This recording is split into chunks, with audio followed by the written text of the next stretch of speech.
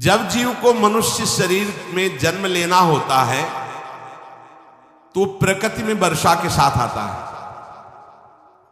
प्रकृति में वर्षा के साथ आया और फसल में मूली, गाजर, गेहूं, अन्न, इनमें वो जीव प्रवेश करता है और उसे माता पिता दोनों पाते हैं। तो सप्तम धातु वीर के रूप में परिणित होता है जीव।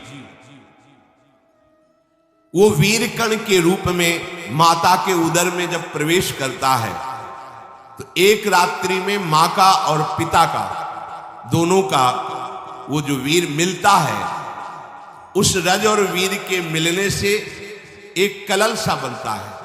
5 रात्रि व्यतीत होने के बाद एक बुदबुदा सा बनता है।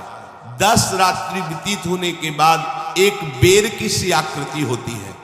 फिर उसके बाद उसमें धीरे धीरे मांसपेशियां बढ़ने लगती हैं। 1 महीने में उसके सिर निकल आता है। 2 महीने में हाथ पांव अंगों का विभाग होता है। 3रे महीने में नख, रोम, अस्थि, चर्म, स्त्री पुरुष के चिन्ह प्रकट हो जाते हैं। 4 महीने में मांसादि 7 धातुएं प्रकट हो जाती है। 5वें महीने में चेतना जागृत हो जाती है। जैसे अपने चेतना, ऐसे 5वें महीने में गर्भस्थ शिशु की चेतना जागृत हो गई। जीव है पर चेतना 5 महीने बाद मां के गर्भ में जागृत। अब उसे भूख लगती है, प्यास लगती है, वहां की तापमयी जलन, पीड़ा, छोटे छोटे कीड़ों के द्वारा काटना। 6ठे मास में झिल्ली से लपटा हुआ मां की दाहिनी कोख में कीड़े की तरह तड़पता है। उस समय माता को कड़वे और खट्टे पानी की लालसा होती है, जिससे उसके अंगों में जाकर भयंकर जलन होती है। यह है भोग। वो कृमि कीड़े की तरह तड़पता है। मलमूत्र के गड्ढे में बीच में झिल्ली में बंधा हुआ वो जीवात्मा सुकुमार तो होता है, वहां के कीड़े उसे नोचते छोटे छोटे, वो तड़पता है। माता प्रसन्न होती कि जब बच्चा हिलता है बोले है, उसकी दुर्गति हो रही, वहां भयंकर कष्ट पा रहा है। ऐसा क्लेश होता है कि क्षण क्षण में बेहोश होता रहता है।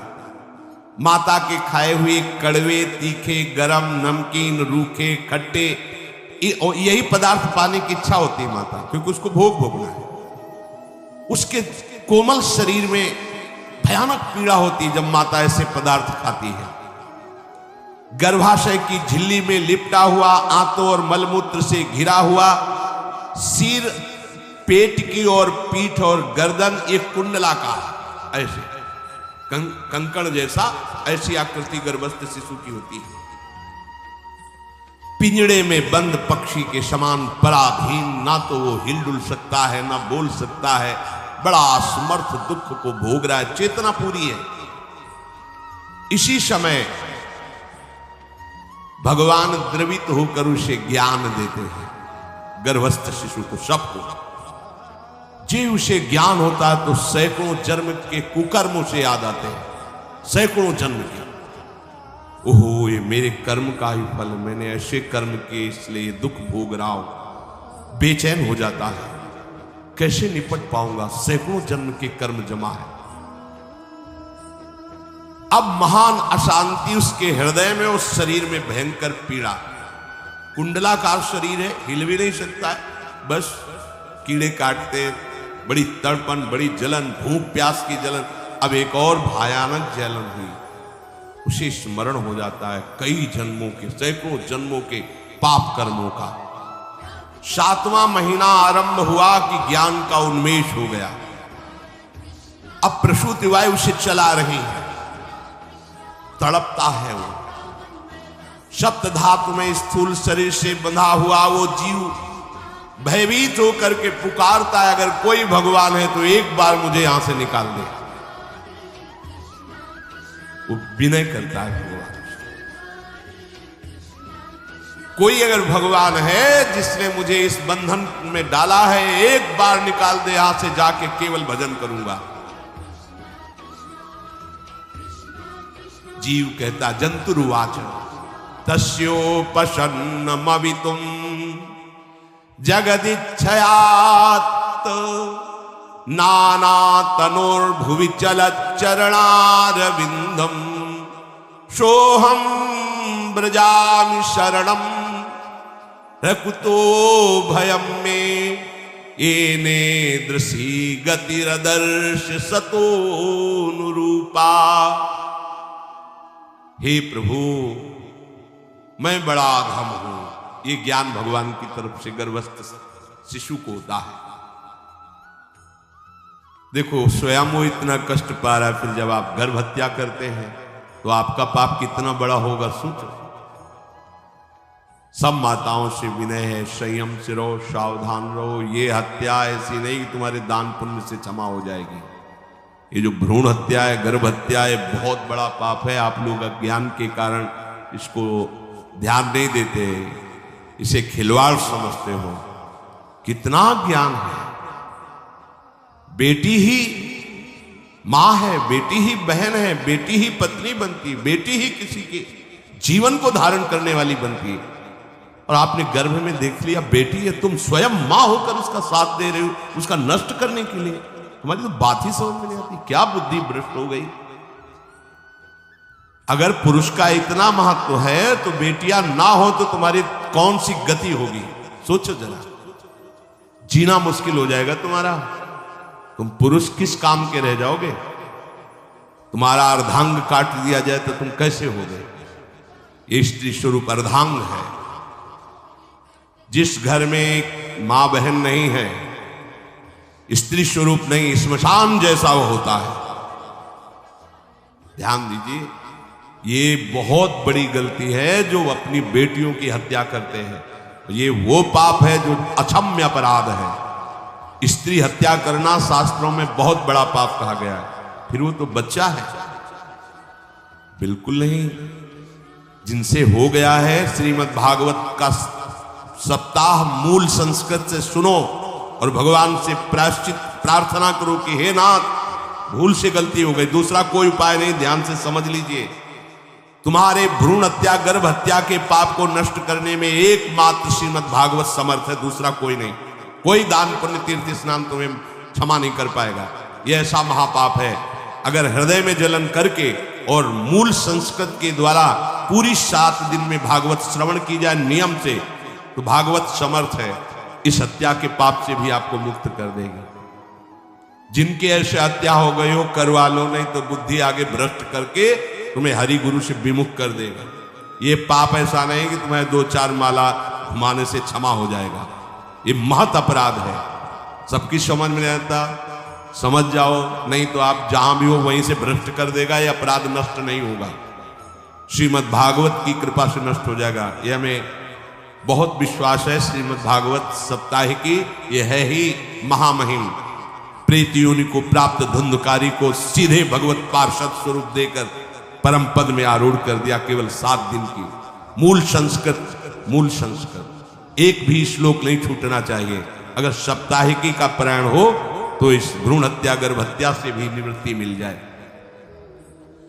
अब वो जीव भगवान को पुकारता है, मैं बड़ा नीच अधम हूं। भगवान, आपने जो मुझे गति दिखाई तो मेरे कर्म के अनुसार ही है, आपका इसमें कोई दोष नहीं। हम लोग जब कष्ट भोगते तो भगवान से कहते हैं हमने तुम्हारा क्या बिगाड़ा। भगवान ने नहीं बिगाड़ा, तू खुद देख क्या बिगाड़ लिया अपना। करो पापाचरण। अब देखो, हमने तो जीवन में कोई पाप नहीं किया और कितने गर्भ हत्या की है, कितनी खिलवाड़ समझे। ये बिल्कुल भयावह चीज है, आप लोगों को नहीं। हम बार बार इसीलिए कह रहे कि भयावह वस्तु है, तुम्हें बहुत ऊंचाई से घसीट के भ्रष्ट कर देगी। बहुत होश में हो, भूल के कभी ऐसा न करना जहां तक हमारी आवाज पहुंचे, जहां तक सुनाई दे। गर्भ हत्या मत करना, संयम से रहो। इस तरह का व्यवहार मत करो कि तुम्हारा मनुष्य जन्म ही व्यर्थ चला जाए। इसमें तीनों को बराबर दंड मिलेगा। गर्भ हत्या कराने वाला, गर्भ हत्या की प्रेरणा देने वाला और गर्भ हत्या में सहयोग देने वाला, जो औषधि डॉक्टर या जो भी, तीनों को दुर्गति होगी। माता, पिता, प्रेरक और कर्ता। ऐसा नहीं कि आप डॉक्टर हो तो आपको गर्भ हत्या करने का अधिकार नहीं। आप डॉक्टर हो दूसरे के शरीर को स्वस्थ करके निरोग करने के लिए, हत्या करने के लिए नहीं। कोई भी हमारा संविधान ऐसा आदेश नहीं करता कि आप गर्भ हत्या कर दो, ना भागवतिक और ना भारतीय संविधान। ऐसा संविधान आदेश नहीं करता। अब वो जीव कह रहा है कि प्रभु मेरे योग्य ही है आपने जो मुझे दंड दिया है। मैंने सुना है कि आपकी शरण में जो आता है आप उसकी रक्षा कर लेते हैं। आपकी जो शरण में हो जाता है वो इस भूमि पर, भारत भूमि पर, विश्व पर निर्भय विचरण करता है। कोई उसे भय नहीं प्रदान कर सकता। प्रभु मैं इस माता के उदर में माया का रहस्य न जानने के कारण ऐसे कर्म किए कि मैं आ गया हूं। बहुत दुख पा रहा हूं। हे निर्विकार अखंड बोध स्वरूप परमात्मा, मैं बार बार नमस्कार करता हूं।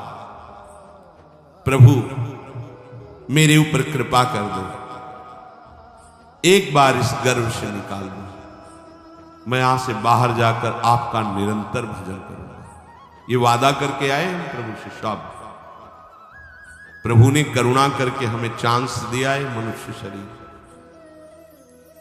प्रभु मैं बहुत जन्मों से इस समय स्मृति आ रही देख रहा हूं, कर्मों में भटकता रहा आपसे विमुख होकर के। ये जो मुझे अभी ज्ञान हो रहा है केवल आपकी कृपा से तत्कालिक है।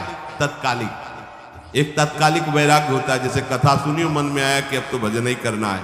ये तत्कालिक है, स्थायी नहीं है। इसे स्थायी बनाओ। प्रभु आप अंतर्यामी हो, आप सब कुछ जान रहे हो। तीनों तापों की शांति के लिए भक्तजन आपका भजन करते हैं। मैं देहधारी होकर जीव माता के उदर में मलमूत्र से रुधिर की झिल्ली में फंसा हुआ माता की जठराग्नि के ताप से जल रहा हूं। प्रभु एक एक क्षण में यहां विकल होकर केवल इंतजार कर रहा हूं कि किस समय मुझे यहां से निकाला जाएगा। दीन बंधु यहां से कब मैं निकलूंगा। स्वामिन आप बड़े दयालु हो। आप जैसे उदार प्रभु ने मुझ गर्भस्थ शिशु को ये ज्ञान दिया। हे दीन बंधु आप अपनी कृपा से प्रसन्न हो जाइए।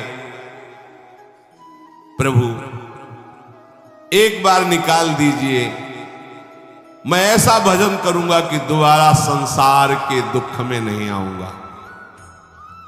कपिल भगवान कहते हैं, हे माता, वो गर्भस्थ बालक शिशु भगवान से प्रार्थना करता है। भगवान का आदेश होता है, तत्काल प्रसव वायु धक्का मारती है। जे ही प्रसव वायु धक्का मारती तो उसको ऐसा भयंकर कष्ट होता है, जैसा पीछे लिखा है कि जैसे जिंदा किसी की चमड़ी उतारी जाए, ऐसा मां के गर्भ से निकलते समय उसे कष्ट होता है। वो अत्यंत कष्ट से व्याकुल होता है। उसी समय उसका वो ज्ञान नष्ट हो जाता है जो भगवान ने दिया था।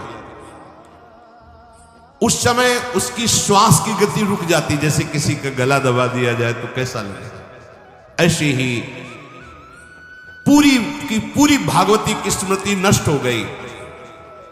होश आया तब देखा कि वो बाहर पड़ा हुआ है, माता के उस मलमूत्र में सना हुआ बिष्ठे की कीड़े की तरह। गर्भवास में जो दिव्य ज्ञान प्रकट हुआ था भगवान की कृपा से वो सब नष्ट हो गया। भूमि परत भा ढाबर